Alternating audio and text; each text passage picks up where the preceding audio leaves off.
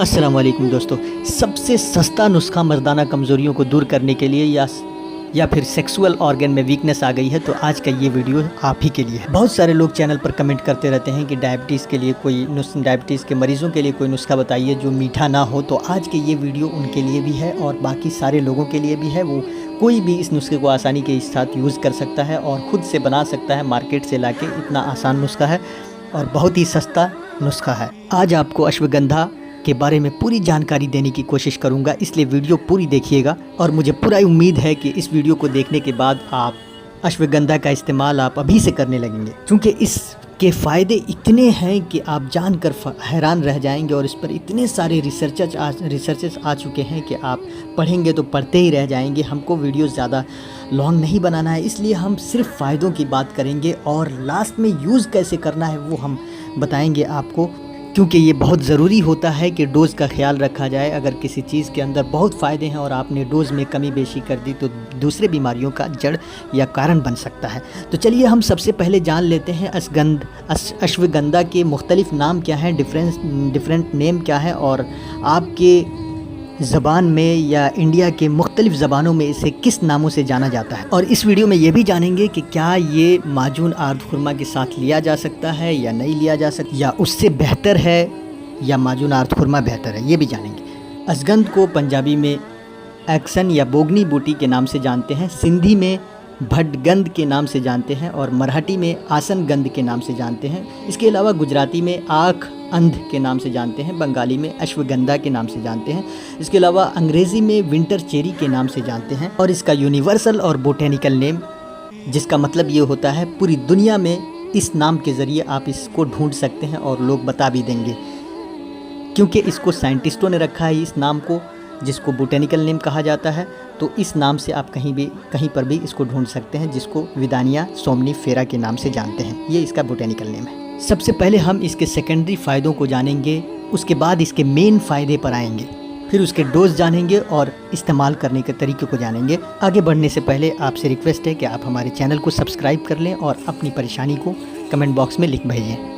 इससे पहले कि इसके बेनिफिट को जानें, हम आपको बता दें कि अश्वगंधा को अश्वगंधा इसलिए कहा जाता है क्योंकि घोड़े से जैसा स्मेल आपको आती है घोड़े के पास जाने से, वैसा ही स्मेल इस जड़ी बूटी के अंदर से भी आती है, इसलिए इसको अश्वगंधा के नाम से जाना जाता है। इस जड़ी बूटी का इस्तेमाल लगभग 3000 सालों से किया जा रहा है, यानी पुराने ज़माने से अभी तक चलता आ रहा है। इसका सबसे पहला बेनिफिट ये है कि ये एनर्जी लेवल को बढ़ाता है आपके बॉडी के अंदर और एनर्जी को बढ़ाकर आपकी कंसंट्रेशन को बढ़ाता है।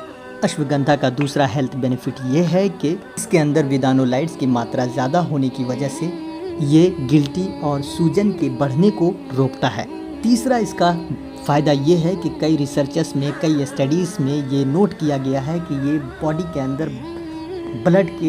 ब्लड में पाए जाने वाले शुगर के लेवल को कम करता है। और एक टेस्ट ट्यूब स्टडी में पाया गया है कि ये इंसुलिन की सिक्रीशन को बढ़ा देता है बॉडी के अंदर, और साथ ही साथ मसल्स के कोशिकाओं में इंसुलिन की सेंसिटिविटी को बढ़ाता है। एक और स्टडी में ये बताया गया है कि ये हेल्दी पर्सन और डायबिटीज़ के मरीज़ों में भी शुगर के लेवल को ब्लड के अंदर कम रखने में मदद करता है, जो कि बहुत अच्छी बात है डायबिटिक पेशेंट के लिए। चौथा फ़ायदा ये है कि अश्वगंधा के अंदर हेल्थ बेनिफिट्स में ये भी आता है कि ये एंटी कैंसर यानी कैंसर के ख़िलाफ़ लड़ने की खासियत इसमें पाई जाती है। एनिमल स्टडी के हिसाब से बहुत तरह के कैंसर्स को ट्रीट करने में, ठीक करने में मददगार साबित होता है, जैसे कि ब्रेस्ट कैंसर महिलाओं में जो होता है, लंग कैंसर यानी फेफड़ों का कैंसर, कोलोन आंतों का कैंसर, ब्रेन कैंसर और ओवरियन कैंसर जो कि महिलाओं के ओवरी में होता है।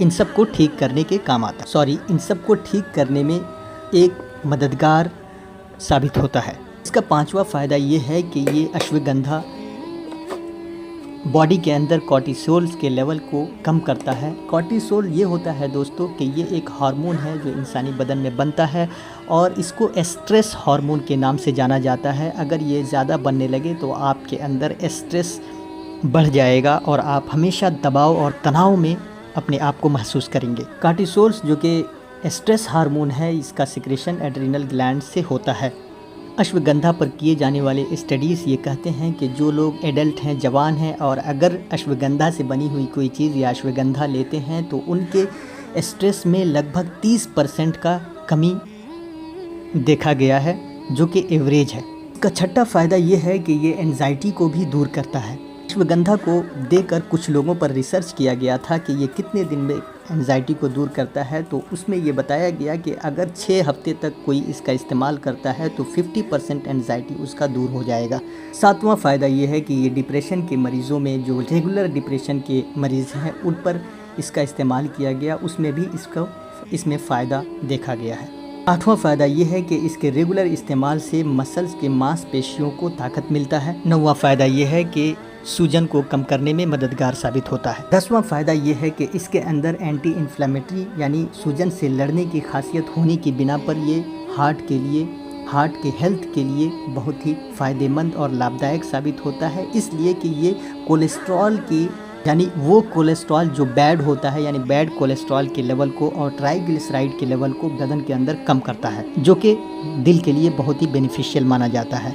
और बैड कोलेस्ट्रॉल हमेशा दिल के लिए नुकसानदेह साबित होता है। 11वां फ़ायदा ये है कि ये ब्रेन के फंक्शन को इम्प्रूव करता है और उसके साथ साथ मेमोरी के पावर को बढ़ाता है। इस पर रिसर्च 3-4 हैं, इस पर हम नहीं जाएंगे क्योंकि इसकी वजह से वीडियो काफ़ी लंबी हो जाएगी। इसका सबसे बड़ा और 12वां फ़ायदा ये है कि ये कोई भी आदमी इसको आसानी के साथ इस्तेमाल कर सकता है, चाहे वो कोई भी किसी भी पेशेंट, कोई किसी भी तरह का मरीज़ हो। लेकिन इसका एक नुकसान ये है कि जो लोग ऑटो इम्यून डिजीज़ में मुब्तला हैं वो अश्वगंधा को उस वक्त तक इस्तेमाल नहीं करेंगे जब तक कि कोई हेल्थ केयर की तरफ से उसको इस्तेमाल करने के लिए ना कहा जाए। 13वां फ़ायदा ये है कि ये ब्लड प्रेशर के लेवल को भी कम करता है अगर आप रेगुलर बेसिस पर इस्तेमाल करते हैं तो। 14वां फ़ायदा और सबसे मेन फ़ायदा इसका ये है, जिसकी वजह से हमको इस वीडियो को बनाना पड़ रहा है, वो ये है कि ये टेस्टोस्टेरोन के लेवल को बढ़ाता है और रिप्रोडक्टिव हेल्थ को बिल्कुल ठीक ठाक कर देता है। यानी ये एक सेक्सुअल टॉनिक के तौर पर काम करता है और सेक्सुअल वीकनेसेस को दूर करने के लिए काम आता है अश्वगंधा का ये सबसे बड़ा फ़ायदा। इतना ही नहीं, ये स्पर्म को पैदा करता है और उसके साथ साथ स्पर्म के हेल्थ को मेंटेन करता है और सीमेन को बहुत ही गाढ़ा बनाता है। जो लोग जिरयान स्पर्मेटोरिया की शिकायत से जूझ रहे हैं उनके लिए बहुत ही फ़ायदेमंद साबित होता है ये। इसका इस्तेमाल मेल और फीमेल, मर्द और औरत दोनों ही कर सकते हैं। औरतों में यूटेरस को ताकत देता है ये और यूटेरस की सफाई करता है। इतना ही नहीं, ये सेक्सुअल ऑर्गन में वीकनेस की वजह से जो तिला या मालिश किया जाता है उसके अंदर इसके पाउडर को लगाकर, यानी तेल के अंदर पाउडर मिलाकर इसकी भी मसाज की जाती है, क्योंकि अश्वगंधा के अंदर सख्ती पाई जाती है और इसके सख्त होने की वजह से तेल के अंदर या तिला के अंदर इसको मिक्स करके सेक्सुअल ऑर्गन पर मसाज किया जाता है। इसके साथ साथ जिन औरतों में ब्रेस्ट का साइज़ बढ़ जाता है या ढीला हो जाता है, लूज़ हो जाता है, उसको ये ठीक करने या टाइटन करने का काम आता है। और उसका तरीका ये है कि किसी भी गदही के दूध में या औरत के दूध में इसके पाउडर को मिक्स कर लें और एक पेस्ट टाइप का बनाकर ब्रेस्ट के ऊपर मसाज किया जाता है रेगुलरली। तो ये सारे इसके फ़ायदे थे। चलिए इसको बनाने का तरीका जान लेते हैं। आप किसी भी बंसारी के दुकान से जाइए, अश्वगंधा का रूट या जड़ लेकर आइए और उसको पीस लीजिए और पीस कर पाउडर फॉर्म में बना लीजिए और उसको छलनी से चाल लीजिए।